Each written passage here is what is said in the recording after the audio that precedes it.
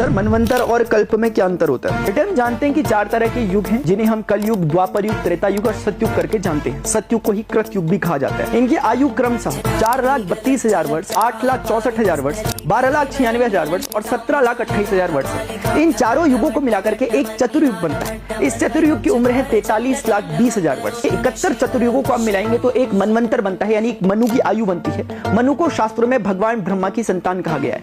एक मनवंतर की आयु 30,67,20,000 वर्ष। इसी प्रकार से अगर 14 मनवंतर को हम मिलाएं तो एक कल्प बनता है और एक कल्प भगवान ब्रह्मा की एक दिन के बराबर होता है। हम वर्तमान में 7वें मनवंतर में रह रहे हैं जिसके शासक मनु वैवस्वत है। बेटे जिस प्रकार से 24 घंटे में दिन और रात का एक छोटा चक्र चलता है, जिस प्रकार से एक वर्ष में ऋतुओं का एक चक्र चलता है, ठीक उसी प्रकार से युग, चतुर्युग, मनवंतर और कल्प भी समय की ही एक इकाई है। हम कह सकते हैं कि इनकी क्या उपयोगिता है। जिस प्रकार से एक भौतिक शास्त्री समय की इकाई के रूप में एक वर्ष को, एक दिन को, एक घंटे को, एक सेकंड को, एक मिनट को, एक आर्क मिनट को, एक आर्क सेकंड को लेता है, ठीक उसी प्रकार से प्राचीन भारतीय वैदिक वैज्ञानिकों ने भी समय की इकाई के रूप में इसे चुना, जो कि एक बृहद इकाई है। अगर इसे समझ पाने में आज हम अक्षम हैं तो ये हमारी लिमिटेशन है, उनकी नहीं।